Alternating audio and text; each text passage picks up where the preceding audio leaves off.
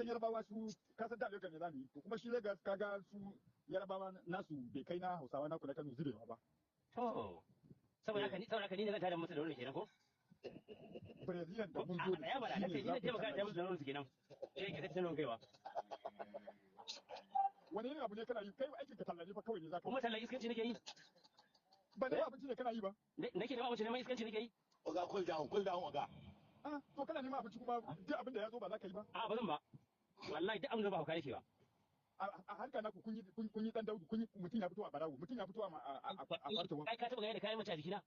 kai Allah ya fa hankali ka kure ni fa ba za ka yi ba kenan ba zan ba dan uban ka sa bagarin uban ka ya ci watar karka da ka zage ni nace kai kace ka buga lamba uban ka ya ci watar wallahi karka da ka zage ni saboda yadda mun yi magana da shi na ga mishi na ce mishi saboda na san kowa akwai matsala na san uban ka ne ka ga mun sai ga mun shege zaka ce zan tada nuna matan kan uwarka